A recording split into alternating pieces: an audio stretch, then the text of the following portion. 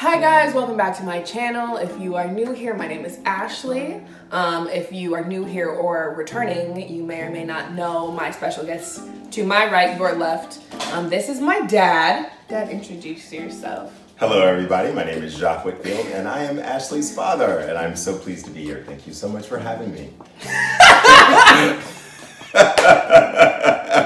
Clearly he's ready and he should probably have his own YouTube channel. It's coming.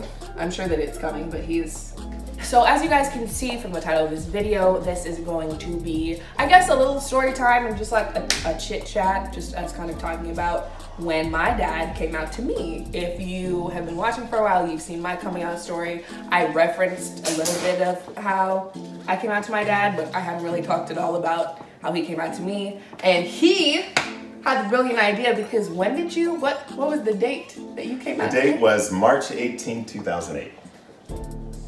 Shit, that's 11 years ago. That is 11 years ago and our anniversary is coming up on Monday. Yeah. So hopefully that's the day that I upload. Hopefully you guys are seeing this on that day because that's the goal. We're hoping. But yeah, we'll see what happens. So I don't know, how do I want to start this off? I guess you probably have a more vivid memory of it than I do, even though I was in 7th or 8th grade. I was in middle school. You were in middle school. Yeah, so. Would you mind if I just gave the backdrop? Absolutely. Of just my life journey and what led me to Yeah, go ahead. Okay, Go ahead, kill it. I know, he was ready. I've been rehearsing prepared. Right now my brother's over there just looking at us like we're crazy because we are, but that's okay. But yeah, go ahead, Dad. No, so thank you. So first of all, I am really pleased to be here. This is, first of all, I just want to acknowledge you. I want to acknowledge your authenticity. I want to acknowledge just your passion for life and your passion for truth. And I have always, I mean, it goes without saying, I have always admired your journey. And I am admiring what you're creating in your life right now. And so it's just... Okay, Dad, no, I'm not supposed to cry. But it's true. It's not what we came here for. And we're talking about the coming out process. The coming out process to me is about walking in truth, walking in integrity, walking in authenticity. And I know over my 55 years, I've had a lot of opportunity to reflect on how I really got here. And so I do remember vividly your coming out. And I think your coming out represents a culmination of where we've come as a society. Well, first of all, for me, you know, when I reflect over my life journey, I knew I was different when I was 7 years old. People always ask, you know, when did you know? And I know even in your story, you know, one of the salient points is like, or messages is like, when did you know?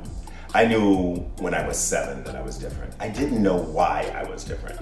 I was born in 1963, so I'm the last of the baby boomers. We know he doesn't look it. I don't look but it. But he was born in 63.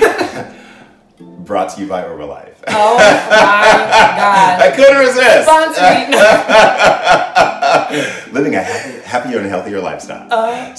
But anyway, so I've always known I was different. I never could put my finger on the pulse.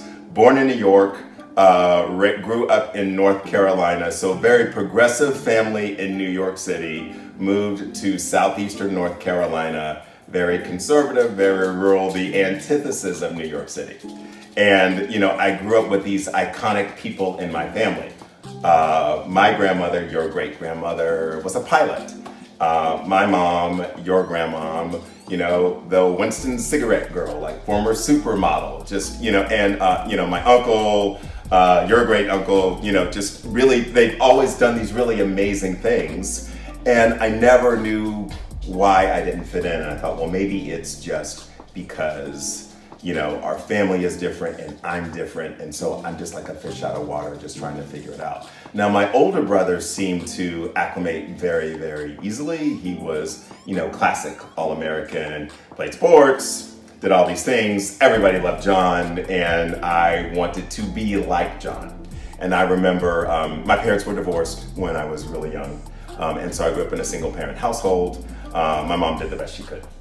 And in that space, I often remember, and in the 60s and 70s, there was no such thing as political correctness. People said exactly what they felt, and so I felt all of that. And so, you know, you have this desire to really want to be the true you. And I remember being in like kindergarten and first grade, and I loved to sing, I loved to dance. I was so, Stevie Wonder could see I was gay when I was in the first grade. So yeah, when I look back at my pictures from elementary school, I'm like, wow, I was a cute little gay kid. Everybody, yeah, it's so freaking obvious. I wish I could put some in. Right?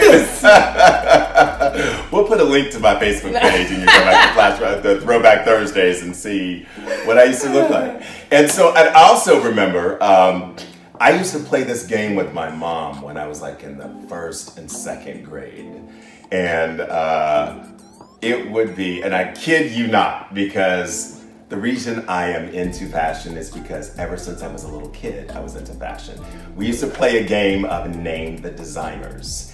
And my mom would like... You and Grandma Jackie? Me and Grandma Jackie would play. See, of course you knew I was gay. What do you mean you didn't know? So my mom would give me a piece of paper and she would time me.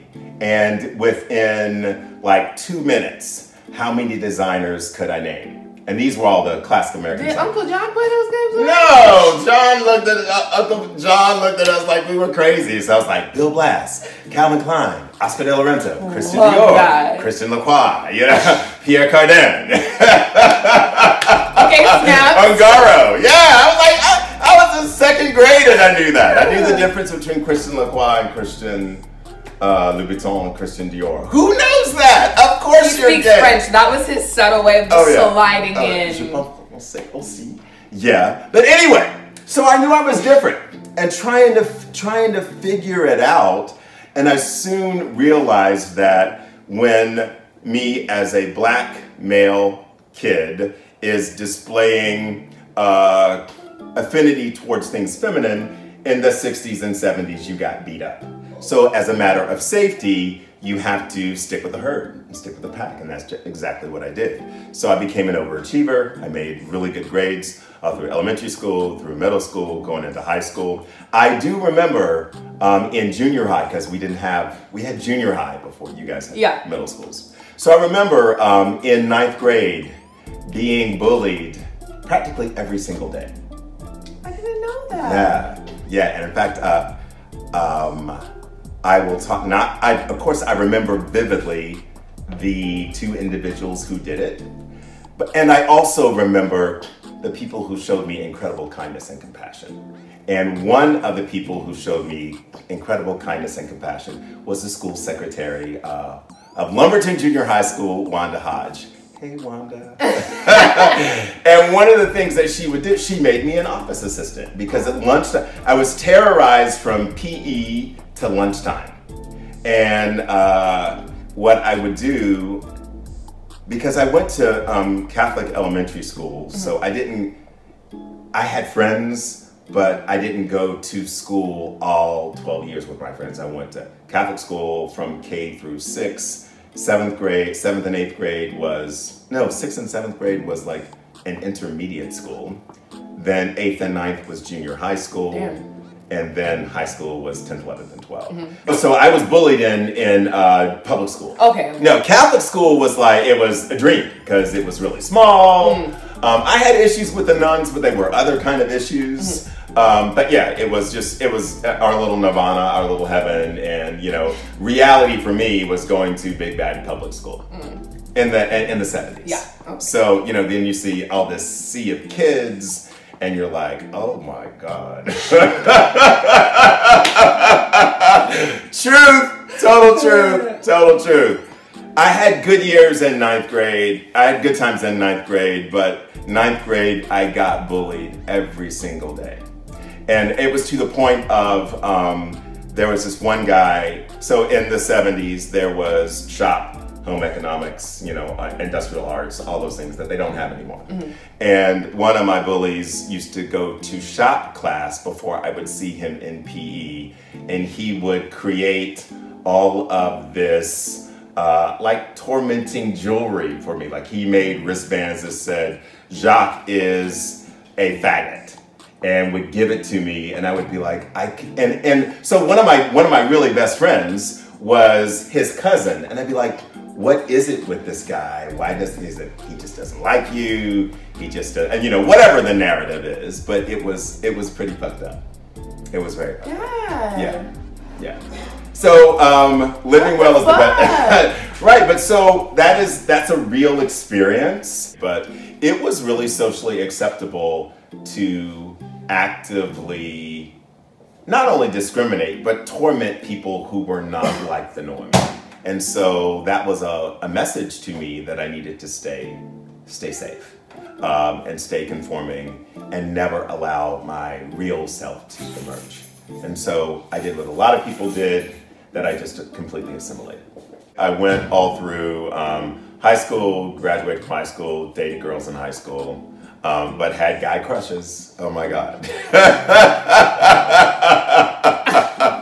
That's another video. Went to college, and that's when I had my first experience. But when I went to college, I went to Wake Forest University in 1985. Shameless plug. Yes. You went to Wake Forest. Go Deacons. And that's when I had my official first guy-on-guy experience, homosexual experience. You ain't gotta get, I'm like, you ain't gotta get into it. So, all right. Father-daughter boundaries. Right, absolutely. Okay, so even when I had that experience, the narrative that I created for myself was exactly that. It was an experience. It was not who I was. Because who I was, and it was the Reagan 80s, and there were all these, you know, interesting and crazy things going on in the Reagan 80s, and it was just an experience. The narrative that I told myself is I'm a Renaissance man. You know, I went to school in France. You know, I did all this stuff. And so this was part of my life experience. And so I never allowed it to become who I am. And that was a worldview that I embraced all through the 80s and early 90s. When I graduated from Wake, I went to Chapel Hill, dated girls all through and identified straight, although looking back at myself, it's like, we were obviously gay. But there were a lot of people who were in that space who were just projecting an image. And it was certainly the age of, you know, massive assimilation into American culture. It was just, you know, really the epitome of all of that, that philosophy. And then when I graduated from Chapel Hill, I moved to LA, and that's when life started unraveling for me, because that was actually, and oh wow, I'm getting ready to say this on camera. So before I met, the first time I fell in love with a guy was in LA. In 1989. We're getting closer to my conception date, you guys. Just in case I was born in 95. Okay. Right. I fell in love, and I fought it the entire time, right? And the guy was very, very honest, and I was very, very confused and conflicted. And I told him, I remember saying this out of my mouth, we can't be together because God doesn't ordain this type of relationship. So, you know, whatever feelings we're feeling, it's not right because it's a sin. And I remember coming home from work one day and I was like, you know what?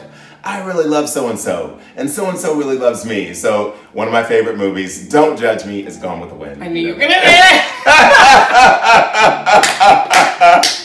So I had this Scarlett O'Hara experience, like, you know what? I really love so-and-so, and I'm gonna tell them that I love him, and it's gonna be okay, and we're gonna be in this amazing relationship. And I go to tell him, and he's packing up his apartment, and he's moving to Northern California. And he said, you know what? I wish you well. You got a lot of work that you need to do, but I can't keep going back and forth with you. And it broke my heart. It totally broke my heart. And in the breaking of my heart, I, you know, acted out and did a lot of crazy stuff. And when I rebounded from that, I decided to recommit my life to the Lord. And I ended up in church. I joined a church in Los Angeles Because we're leaving names out. Right? Yeah, I mean, hey, it show life. All they know. So, and that's when I met your mom. And so when I met your mom, we were totally friends. We were totally friends. And I liked her. We became the best of friends. And then we reached a point where, the relationship was getting serious.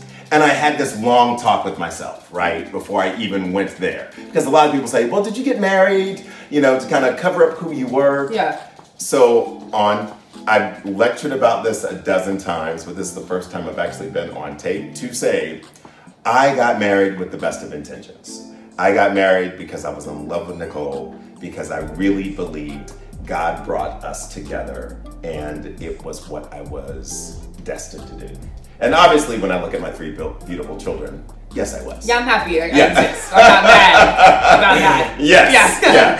And I did it with the intention to be married only once. I never wanted to get a divorce. I never even imagined being in a space where I would not be married to Nicole and we named all our children even before we got married. So, and I thought it was funny that you were the first name that we came up with, and you're the first one. Right.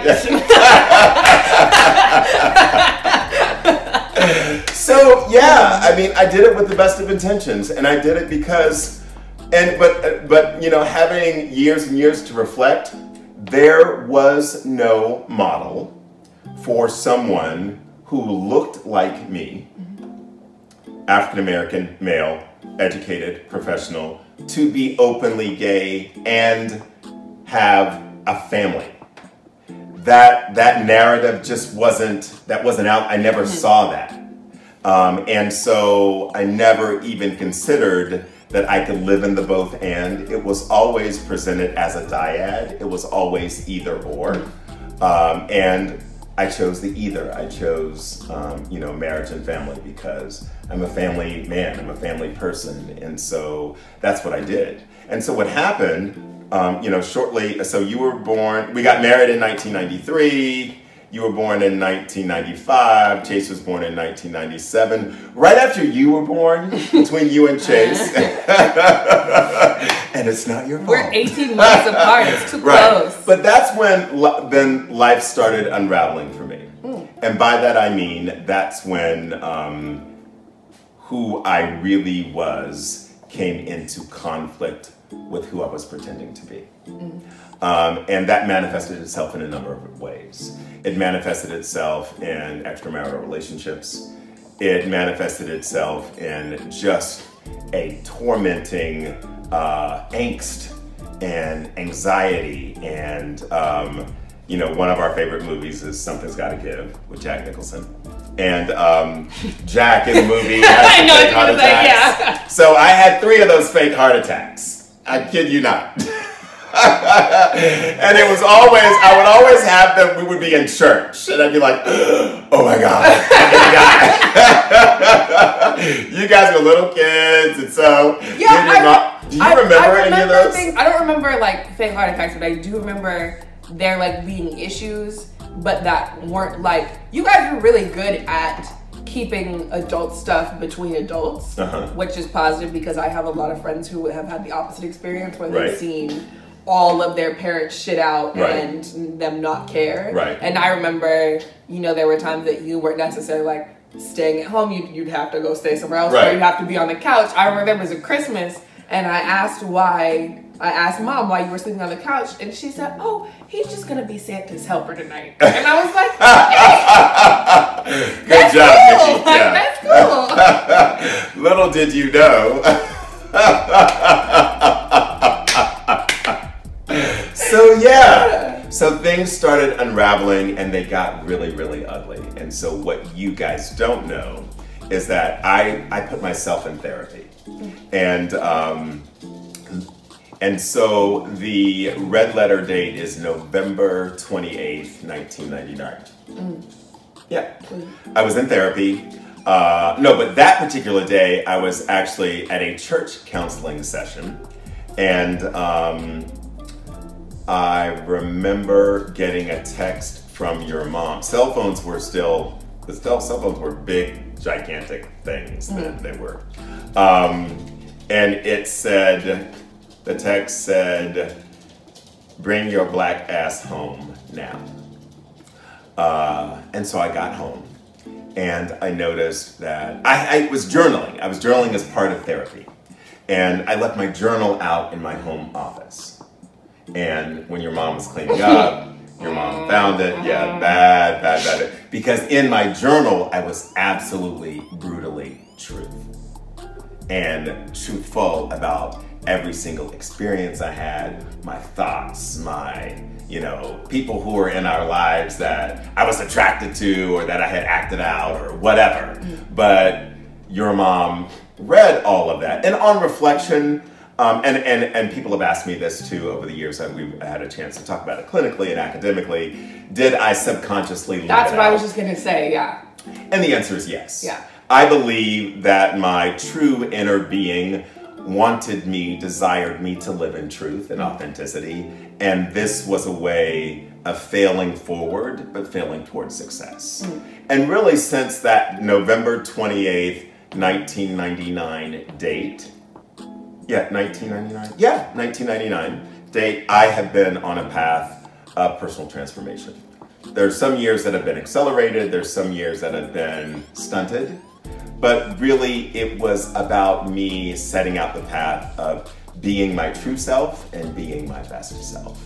And so what led to the next phase was, we did what a lot of well-meaning, educated African-American Christians do. Emphasis on Christian. Emphasis on Christian. Yeah. We went and talked to our pastor. Now, I want to say this. Well-meaning, love him to this day. Privately, and I'm not going to say his name, but privately, he had the most loving response ever.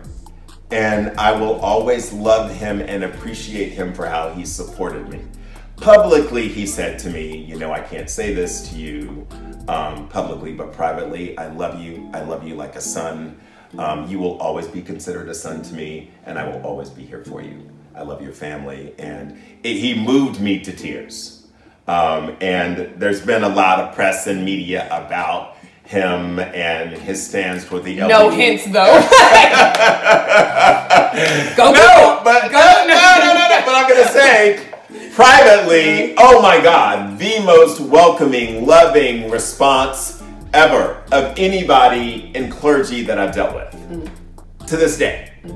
Of course, when me and Nikki met with him together, I had to read Romans 1, I'm an abomination, I'm this, I'm going to hell, and it was just, I haven't cried like that,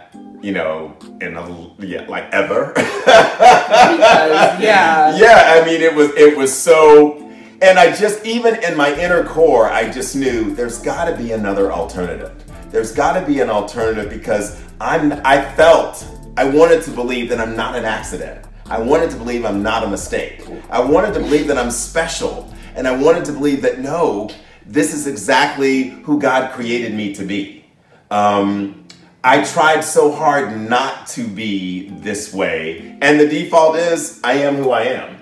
So what I did to save our family was that I enrolled in reparative therapy.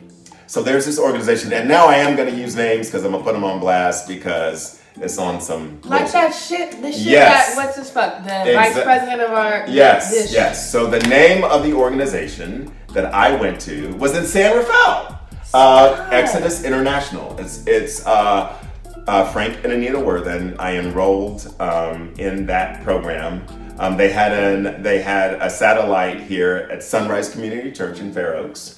And for 4 years, I went to individual and group reparative therapy. The philosophy is that, our growth and development goes linear and it's a logical progression. And then somewhere in our formative stages, we have a disconnect. And so what reparative therapy, at least in principle, goes back to do is take you back in time where there was that break, mend the break, and then allow you to continue to grow and progress. So for me, and there were several rules. It's very, very akin to a 12-step process. A 12-step program. To undo your gay. To undo your gayness. Yeah, okay. And so one of the rules was you couldn't say the word gay or homosexual. So I had a same-sex addiction or same-sex attraction. I wasn't even allowed to say the word G-A-Y. I had an accountability partner. Someone could check up with me, check on me at all times. The internet wasn't really that much of a thing back in 2000 because Al Gore hadn't invented it yet. But so certainly my accountability partner would have access to my computer, my laptop, my phone, it was a trip. And I did it for 4 years. For 4 years.